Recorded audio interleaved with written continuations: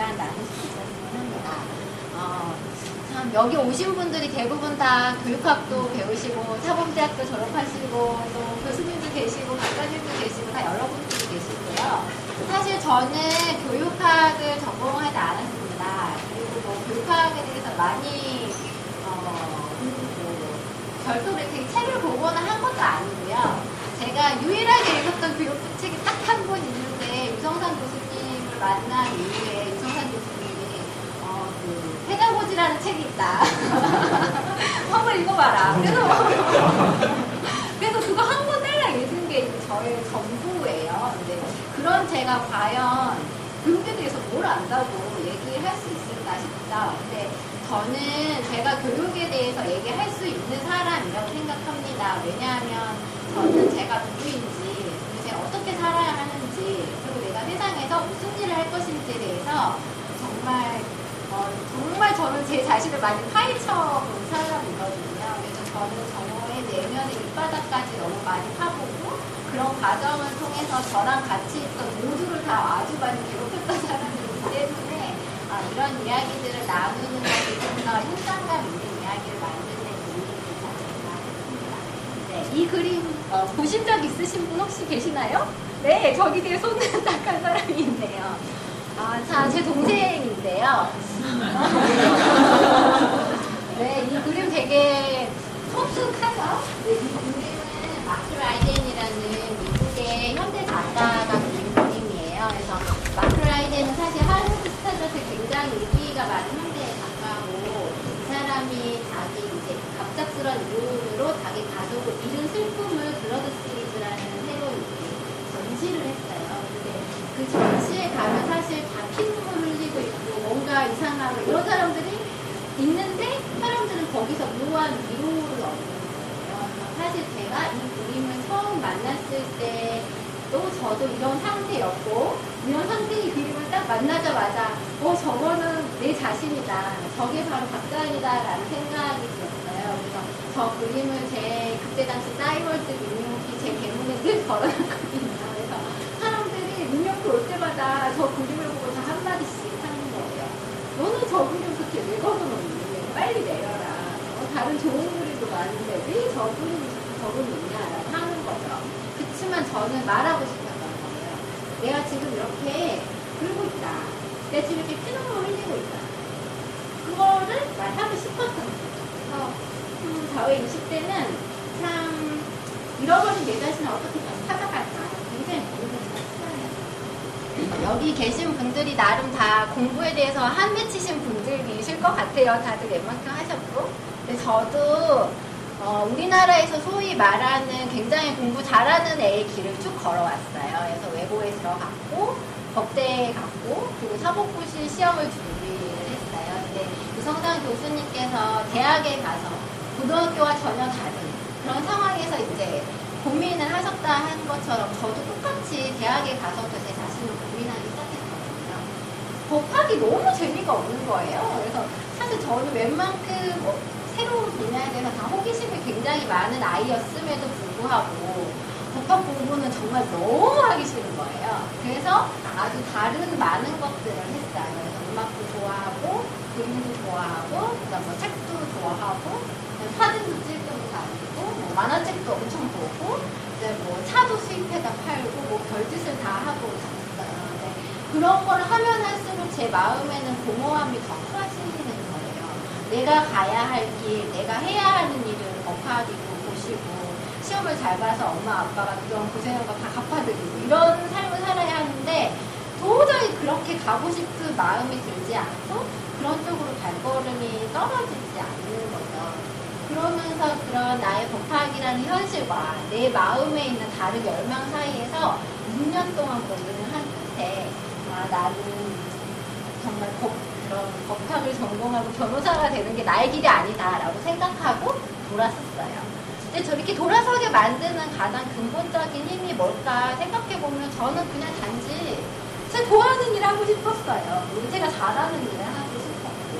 그런데 그 좋아하는 일을 하고 잘하는 일을 한다는 것 자체가 너무 어려운 일이었어요. 네. 그래서 보통 이렇게 우리가 새로운 일을 찾을 때 취업을 먼저 생각을 하잖아요. 그렇게 많이 떨어졌어요. 그래서 사실 어떤 분야에 가고 싶은지, 무슨 일을 해야 되는지, 내가 뭘 잘하는지, 그 분야는 어떤 사람을 원하는지 전혀 몰랐기 때문에 그냥 눈에 보이는 대로 아무런 방향성 없이 그저 막 썼고, 막 쓴 결과 막 떨어졌죠. 그래서 사실 이력서를 100개도 넘게 썼지만 100개도 넘게 다 떨어졌어요. 그래서 그렇게 수없이 떨어지는 경험을 반복하면서 이상한 거예요. 내가 노력이 부족해서 안 되나? 생각을 하고 더 열심히 노력을 했어요. 근데 노력을 해도 안 되는 거예요. 그래서 내가 살면서 이렇게까지 노력한 적이 없는데 이렇게까지 노력해도 안 된다는 거는 뭔가 문제가 있는 거다라는 생각이 들었죠. 근데 어쨌든 사회 속에서 관계 안에서 살아갈 때 자기 의미를 발견할 수 있는데 저는 이렇게 계속 떨어지는 경험을 하다 보니까 제가 이 사회에 필요 없는 사람인가라는 생각이 시작하고 그런 좌절감들이 이렇게 쌓이기 시작한 거예요. 그러다 보니 아주 총체적인 정체성의 위기가 왔죠. 그러니까 이런 위기까지 오기까지 사실 질문의 시작은 나는 그냥 좋아하는 거 하고 싶어. 나는 재밌게 살고 싶어. 내가 좋아하고 잘하는 거 하고 싶어였는데 그 질문의 끝이 내가 이 사회에 갈 곳이 없다라는 거가 된 거예요. 그때부터 저는 단지 내가 어떤 일을 하고 할 것인가가 아니라 내가 과연 어떻게 살아야 할 것인가 그 본질에 대한 질문을 하기 시작했어요. 그래서 내가 앞으로 살아야 한다면 최소한 내가 왜 살아야 하는지 그 이유나 찾아보자. 내가 만약에 그 이유를 찾지 못하면 그때 가서 죽어도 된다. 그래서 정말 죽자 살자 하는 마음으로 내가 살아야 하는 이유를 찾기 시작했는데 그 과정 중에 하나로 저는 제 과거에 대해서 모든 일을 다 끄집어내서 다 다르게 바라보고 다르게 해석하고 다르게 행동하기 시작했어요. 그래서 그러면서 제가 가지지 못했던 제 안에 가장 결핍되어 있던 가장 큰 부분을 찾게 됐는데 그게 바로 사회성이었어요. 그래서 사실 저는 공부 잘하는 아이였고 그래서 어디에서나 다 환영받는 아이였지만 사실은 사회성이 제로였던 아이였던 거죠. 그래서 제가 다른 사람들하고 굳이 관계를 맺고 뭔가 함께 해야 된다는 생각 자체가 존재하지 않았다는 애라는 게 너무 저한테 충격적이었어요. 그래서 아니 내가 25살이나 먹도록 왜 나한테 그런 게 중요하다고 말하는 사람이 한 명도 없었을까? 내가 그동안 만났던 그렇게 많은 사람들은 도대체 나의 뭘 보고 너 되게 괜찮은 아이다 이렇게 말했던 걸까? 이런 질문들에 부딪히게 된 거죠. 그래서 이렇게 저의 과거를 이렇게 쭉 탐색하고 돌아다니다 보니까 제가 초등학교 2학년 때 그 담임 선생님만이 좀 다른 이야기를 하셨다라는 걸 기억하게 됐어요. 근데 그 당시 그 선생님은 제 성적표에 각자는 자의식이 굉장히 강한 아이라서 다른 아이와 협동이 잘 되지 않는다. 그리고 교우관계가 좀 굉장히 어려운 아이다라는 걸 써주셨어요. 근데 그때 당시에는 공부를 잘하면 그냥 다 오케이, 다 면제부를 주고 사실 저는 몸 쓰는 걸 굉장히 싫어하기 때문에 체육을 굉장히 못했는데 제가 체육을 못함에도 불구하고 술을 맞았거든요. 그거 자체가 사실 문제가 있는 거잖아요. 제가 공정하지 않은 계획을 받은 거니까. 근데 그런 경험들에 이제 제가 막 분노하기 시작한 거죠. 아니 내가 이렇게 살았는데 왜 내가 잘못 살았다고 말해준 사람이 한 명도 없었나. 이렇게 다른 생각을 가지고 제 삶을 바라봤을 때 제 삶에 많은 문제들이 드러나기 시작했어요. 그러면서 제가 초등학교 4학년 때부터 중학교 3학년 때까지 왕따를 당했었는데 그 왕따를 당했던 경험도 실은 걔네들이 잘못한 게 아니고 내가 얘네들하고 친구가 될 마음조차 없었구나 라는 걸 알게 됐어요. 그래서 이 그림은 되게 조잡해 보이지만 재료가 너무 조잡한 것밖에 없어서 더 잘 그릴 수가 없었어요. 그래서 제가 미술치료 봤던 과정 중에 저의 과거와 저의 현재와 저의 미래를 그리는 과정 중에 하나로 그냥 이렇게 제가 그린 건데요. 보면은 애들은 여기 있어요. 여기 밝은 세상이죠. 근데 저는 여기 있어요. 이게 제 과목일이었던 거예요. 근데 사실 이 안에서는 제가 자유롭게 돌아다닐 수 있는 저만의 공간이었음에도 불구하고 저는 이 안에서도 이렇게 밖에 움츠러 있었던 거예요. 그러니까 이것을 내가 스스로 깨고 나오는 그 전 과정, 그게 정말 너무 힘들었지만 그 과정이 있었기 때문에 어떻게 보면 저는 삶을 다시 살 수 있게 됩니다.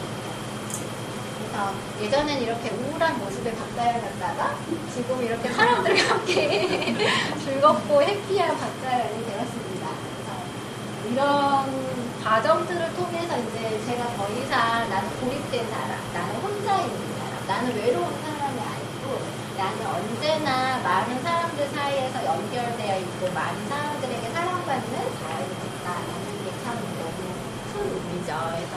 그래서 저한테는 사실 교육이 희망이에요.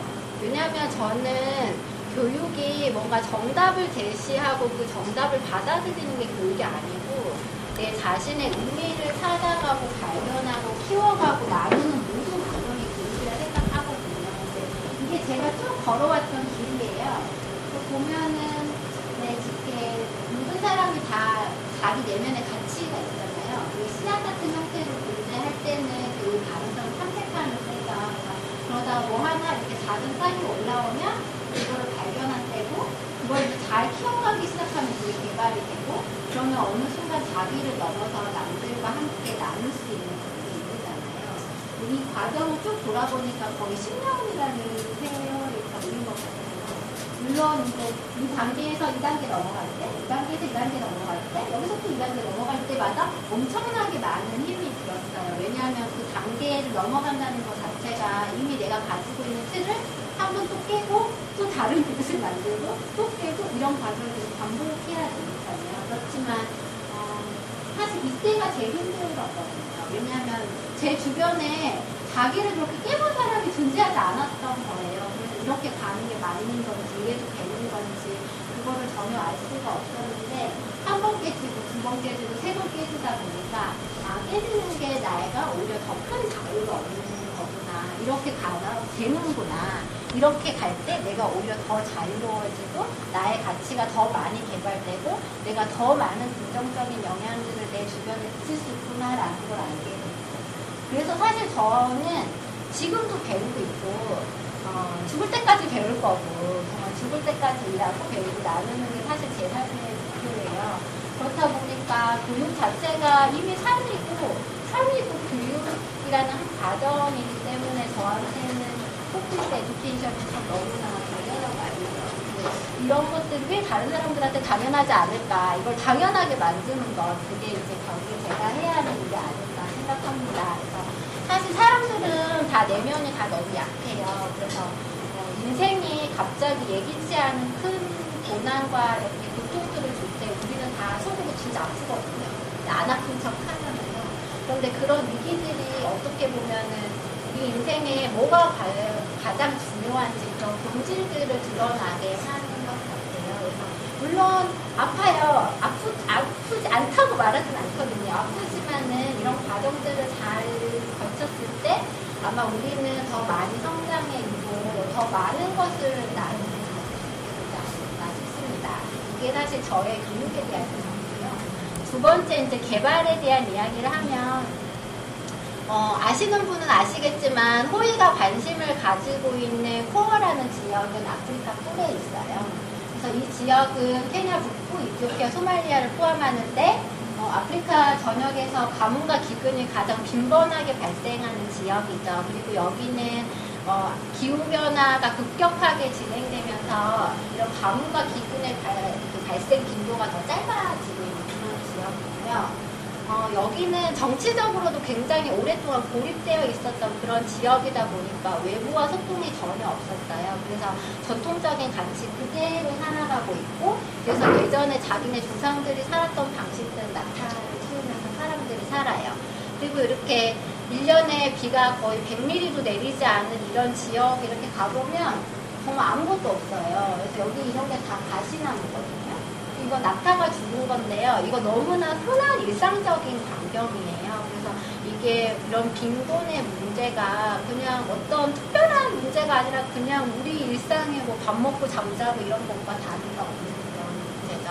그리고 이 지역은 지난 30년 동안 굉장히 많은 국제기구들과 굉장히 많은 단체들과 굉장히 많은 사람들이 와서 뭔가를 많이 하고 지나갔던 그런 지역이에요. 그래서 정말 프로포절만 보면 너무나 완벽한 원격 프로그램이다 할 만한 프로그램들도 너무 많이 이루어졌었고, 그리고 좋다는 프로그램, 좋다는 것들이 굉장히 많이 이루어졌지만 그 결과는 어땠을까요? 사실 이런 프로그램들이 다 그런 프로젝트가 끝났을 때, 그런 프로그램이 다 종료가 됐을 때는 더 나은 결과를 약속하고 이런 일들이 시작됐을 텐데 진짜 그랬을까요?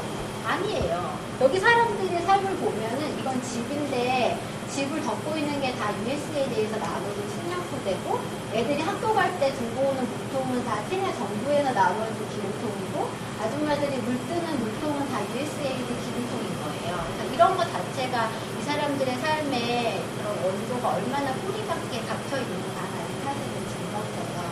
근데 저는 시행착오를 통해 배울 수 있다라고 생각해요. 왜냐하면 제가 시행착오를 통해 새로운 길을 찾은 사람이기 때문에 렌딜레가 처한 현실을 잘 보면은 앞으로 우리가 어떻게 나가야 하는지도 사실 찾을 수 있다라고 생각하는 사람이에요. 그래서 사실 저도 나름 모범생이었지만 제가 가야 하는 길을 찾지 못해서 힘들었던 것처럼 이 사람들도 어떻게 보면 원조 프로그램의 모범생이었던 거죠. 그렇지만 그들이 아직도 이런 삶을 살고 있는데 참 우리는 나름 모범생이었는데 도대체 뭐가 잘못됐다고 볼까요?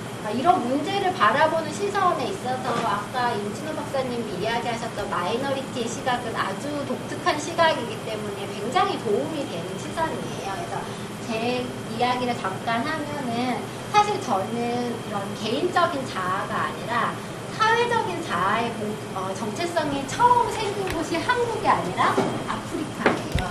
공동체 안에서 나의 포지션을 갖고 그 공동체 안에서 공통의 정서를 같이 누리고 공통의 문화를 같이 향유할 수 있는 그런 경험을 한국에서 처음 한 게 아니라 아프리카에서 이 사람들하고 같이 한 거예요. 그래서 이제 저의 소셜 아이덴티티는 사실은 한국 사람이 아니라 렌딜레에서 받았다고 저는 늘 생각을 하는데 이들이 저에게 포네야라는 이름을 줬어요. 이름을 준다는 것 자체가 새로운 정체성이 생긴다는 것을 의미하잖아요. 이 이름의 뜻은 포의 일부, 포에 속한 사람, 포에서 태어난 사람 이런 의미예요. 그래서 제가 되게 자연스럽게 사실은 외부인이지만 외부인 같은 시선을 가지게 됐고 오히려 한국 사람으로서 정체성은 포위를 시작하면서 생겼는데 포위를 시작하면서 한국인으로서 나의 정체성은 나는 내부인이지만 외부인 같은 사람이 된 거죠. 그래서 이렇게 약간 경계에 서 있는 사람이기 때문에 남들이 약간 하지 않을 법한 그런 생각들 너무 자연스럽게 하게 되고 그거 자체가 이제 호이라는 새로운 일들을 하는 데 굉장히 이제 도움이 좋았거든요. 그래서 제가 이제 포를 바라보는 시선은 사실 그 지역에서 30년 동안 이분들과 같이 살아오면서 저에게 코어의 과거와 렌딜레의 과거를 다 보여주신 되게 베터랑 필드워커들이 계세요. 근데 그분들에게 저는 되게 질문을 막 던졌거든요. 아, 이거 어때요? 저거 어때요? 막 이런 식으로. 근데 그런 분들은 제가 어떤 얘기를 던지더라도 다 질문에 답변을 해주시는 거예요. 그래서 제 친구인데 이 친구가 사실 장애가 있어요. 근데 이 친구가 제공 기술을 배워서 나름 직업이 있는 여성이죠. 그 안에서는. 그래서 이 애를 보고 린한테 얘처럼 다른 애들도 제공을 가르치면 어떻냐라고 제가 처음 여기에 갔을 때 물었거든요. 근데 린이 펄쩍펄쩍 뛰는 거예요. 그래서 너 아프리카를 온 지 얼마 안 돼가지고 잘 몰라서 그런다. 아프리카에 이미 중국산 제품이 얼마나 많은 줄 아느냐. 그리고 이렇게 서구에서 들어온 부재 물품들도 굉장히 많기 때문에 사실 이들이 제공을 배워가지고 먹고 살 수는 없다. 정말 이들이 단순히 5년, 10년을 먹고 살 기술을 가르치는 게 중요한 게 아니고 이 사람들이 정말 세상을 어떻게 살아가는지 배우는 것 자체가 더 중요하다. 이런 얘기를 저한테 해주시더라고요. 근데 사실 그 당시에 코어는 외부와 완전히 고립돼 있었고 인공위성 전화를 통해야지만 외부랑 연락할 수 있는 정말 그런 고립된 곳이었는데 그럼에도 불구하고 그곳이 아프리카의 일부이고 아프리카가 이미 변하고 있는 세계 일부라는 것을 이런 한 사례를 통해서 알게 된 거죠. 그래서 사실 이런 포에 와서 보면 사람들이 그냥 다 너무 가슴 아파해요. 그래서 아니 지구상에 아직도 이런 데가 존재하는가 이렇게 생각을 하고 그래서 당장 이 사람들한테 먹을 거를 가져다 주고 싶어 하거든요. 근데 이 사람들한테 먹을 거를 주는 게 과연 정답인가? 저는 아니라고 생각을 해요. 좀 더 한 걸음 처음 나간 사람들은 먹고 사는 게 없으니까 이 사람들 비즈니스 해야지 라고 생각을 해요. 근데 비즈니스를 우리가 한다라고 할 때 과연 뭐가 중요할까요? 비즈니스 아이템 굉장히 중요하죠. 그렇지만 비즈니스 아이템보다 더 중요한 거는 비즈니스 아이템을 운영할 수 있는 사람이 사실은 더 중요하지 않을까요? 저는 그렇게 생각을 해요. 그리고 이 비즈니스라는 것 자체가 변화하는 환경 가운데 있기 때문에 그 환경에 계속적으로 적응해야 하는데, 그러려면 결국에 사람이 자신의 삶을 해석하고 세상을 해석하고 세상과 관계 맺는 방법들을 알지 않으면 결국에 그게 어렵다는 얘기가 되는 거잖아요. 그렇다면 오랫동안 이렇게 고립되어 있던 이 사람들을 세상과 연결시켜주는 방법이 뭘까요?